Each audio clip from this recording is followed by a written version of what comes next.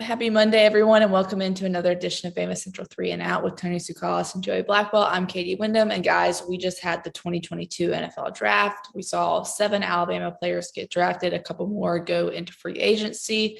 A little lower number than what we've seen from Alabama in recent years, but still a lot of guys that have made good futures for themselves this weekend. Tony, who do you think out of this draft class landed in maybe the best spot?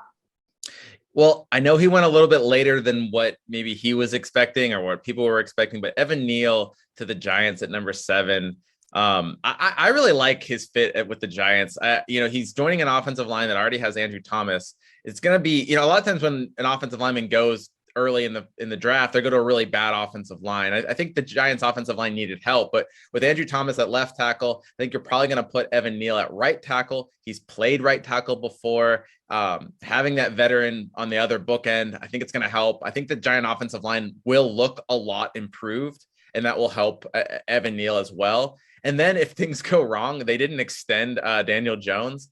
And I think that, he's kind of almost an easy scapegoat if things go wrong. It might just, you can almost blame it on the quarterback. I'm not saying that they will do that. I'm just saying it might end up helping Evan Neal. I like the fit there. And I think he's the best Alabama player in this draft. And also I think he probably ended up in the best fit as well.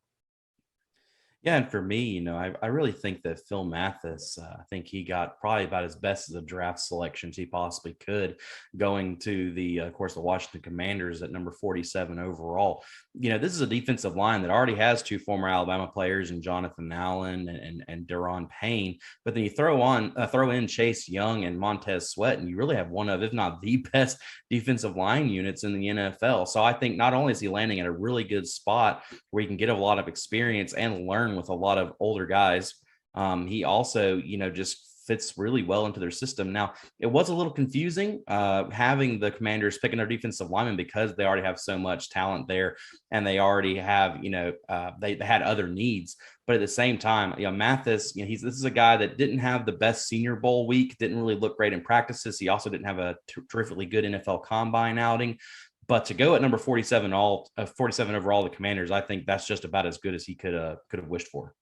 Yeah, it was interesting in some of his press after he was telling the Washington press that he thought 3rd round would kind of be the highest he'd go, which I think his agent was kind of, trying to keep the expectations low so that when he went up high, it'd be better for him. But yeah, I agree with both of y'all.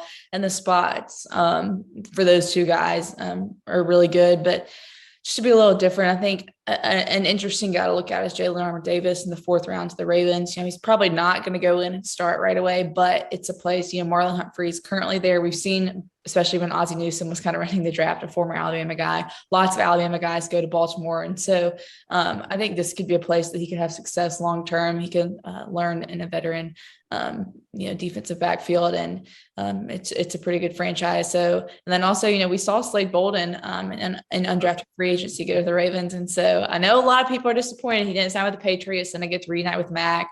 Kind of people thought it was maybe the stereotypical Bill Belichick pick, but I think the Ravens could be a good landing spot with for him, trying to fight for that roster spot. They just traded Hollywood Brown, much to the dismay of Lamar Jackson. And so it's a wide receiver core that's, going to be looking for some players. And so overall, a good weekend for Alabama at the NFL draft. And just these are some of the guys that we'll be seeing on Sunday starting this fall. And that's it for BamaCentral 3 and Out. Thanks for watching.